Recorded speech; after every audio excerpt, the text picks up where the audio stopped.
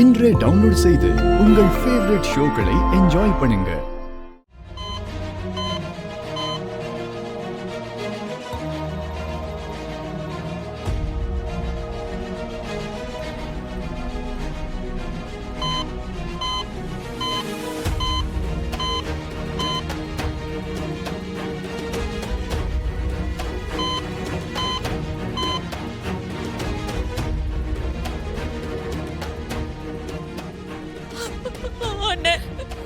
பயமா இருக்குண்ணே. மீனா அழாத, மச்சானுக்கு எதுவும் ஆகாது, நான் இருக்கேன்ல பாத்துக்கிறேன், நீ தைரியமா இரு.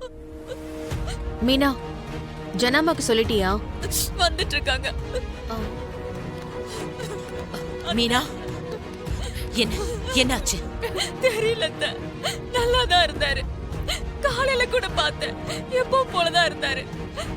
நர்ஸ் உள்ள போன கொஞ்ச நேரத்துல மேலே கீழே உடம்பு தூக்கி போட ஆரம்பிச்சு. ரொம்ப உடனே டாக்டருக்கு போன் பண்ணி ஹாஸ்பிடல் தூக்கிட்டு வந்துட்டோம். டாக்டர் என்ன சொன்னாரு? இது வரைக்கும் எதுவுமே சொல்லல.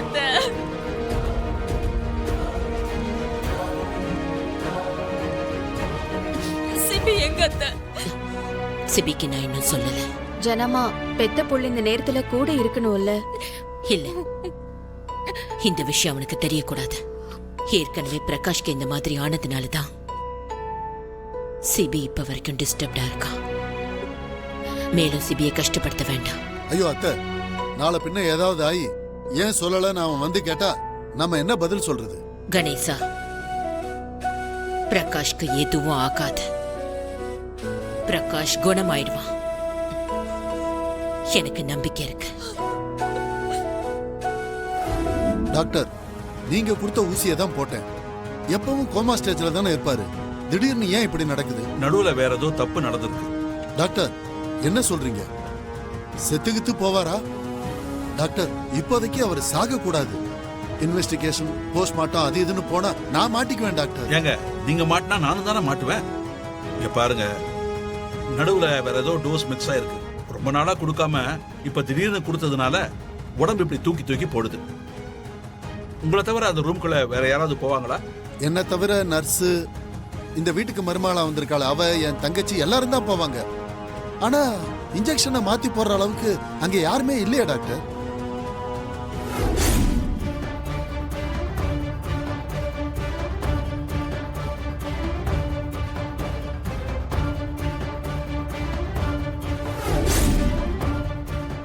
சரி டாக்டர், இப்ப அவர் உசுருக்கு எந்த ஆபத்தும் இல்லைல்ல? இருக்காதுன்னு நினைக்கிறேன். டாக்டர், அவர் எப்பவும் இதே மாதிரி இருக்கணும். கண்ணை முழிக்கவும் கூடாது, சாகவும் கூடாது. அதுக்கு என்ன பண்ணணுமோ அதை மட்டும் பண்ணுங்க. நான் வேற ஒரு பவர்ஃபுல்லான டோஸ் தரேன். அதுக்கப்புறம் அவர் இதே மாதிரி எப்பவும் இருப்பாரு. தைரியமா இருங்க, பாத்துக்கலாம். சரி.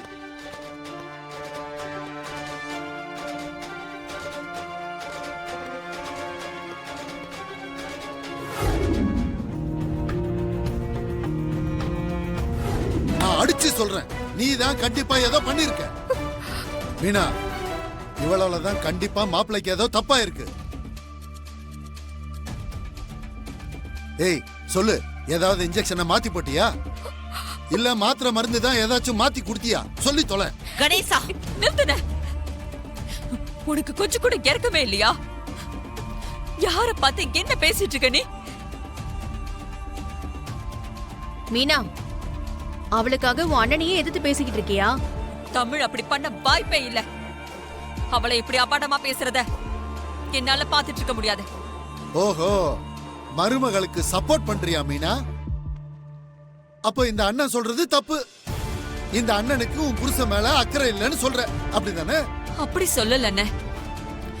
தமிழ் அவரை ஒரு குழந்தை மாதிரி பாத்துக்கிறான்.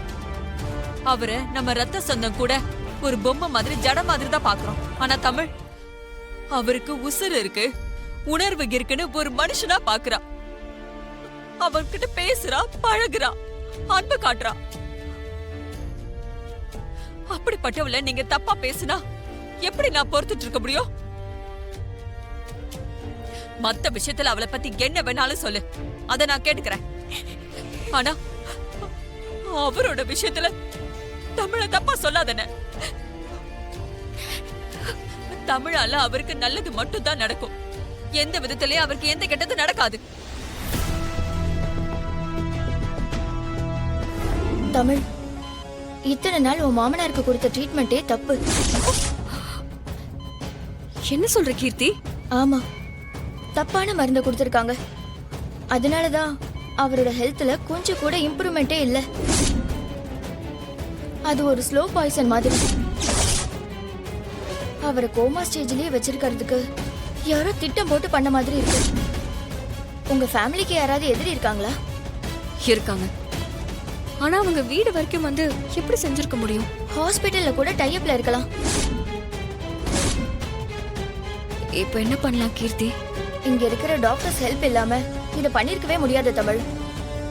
அதனால நீங்க டாக்டரை மாத்திருங்க. கீர்த்தி, பேசாம எங்க மாமாவை நீயே பாத்துக்கோயேன் ப்ளீஸ். அதுவும் பெட்டர் ஐடியா தான். இனிமே உங்க மாமாவை நானே பாத்துக்கிறேன். இதுக்கு முன்னாடி கொடுத்த மாத்திரை எல்லாத்தையும் தூக்கி போட்டுருங்க.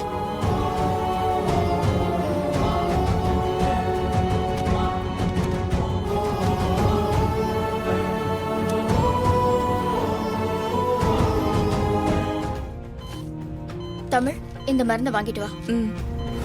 மாமாவுக்கு இனிமே என்னோட ஃப்ரெண்டு கீர்த்தியே ட்ரீட்மெண்ட் பார்க்கட்டும். இங்க பாரு தமிழ், வேணாம். எல்லாத்துக்கும் ஒரு லிமிட் இருக்கு. உன் ஃப்ரெண்டுங்கிறதுனால டாக்டரை மாத்திவியா? இத்தனை வருஷமா அந்த டாக்டர் நமக்காக ட்ரீட்மெண்ட் பார்த்துட்டு இருக்காரு. திடீர்னு ஒரே நாள்ல டாக்டரை மாத்தி அவருக்கு ஏதாவது ஆச்சுன்னா யாரு பொறுப்பாகிறது? அண்ணே, அவர்கிட்ட இத்தனை வருஷமா பாக்குறோம், எந்த இம்ப்ரூவ்மெண்ட்டும் இல்ல.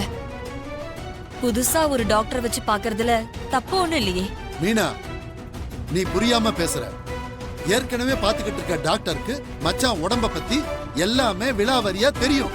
அவரும் நமக்கு ராசியான டாக்டர். என்னென்ன ராசியான டாக்டர்? அவர் விழுந்ததுல இருந்து இத்தனை வருஷமா கோமால தான் இருக்காரு. எந்த முன்னேற்றமும் இல்ல. தமிழ் சொன்ன மாதிரி நம்ம முன்னாடியே டாக்டரை மாத்தி பாத்துருக்கணும். எனக்குமே இந்த டாக்டர் மேல சுத்தமா நம்பிக்கை போச்சு. அவரை குணமாக்குறேங்கிற பேர்ல அவர் உசுருக்கு எந்த ஆபத்தும் வந்துடக்கூடாது. இதான் எனக்கு ரொம்ப முக்கியம். மீனா, உன் தாலிக்கு எந்த ஆபத்தும் வந்துடக்கூடாதுமா. அதுக்குதான் நான் பயப்படுறேன்.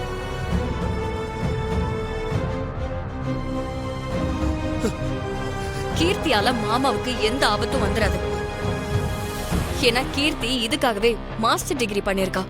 அது மட்டும் இல்ல, இந்த ஹாஸ்பிட்டல்லயே one of the best doctor Keerthi தான். தமிழ், எனக்கு இதுல முழு சம்மதம். அவங்களை பார்க்கட்டும். அத்தை, ம்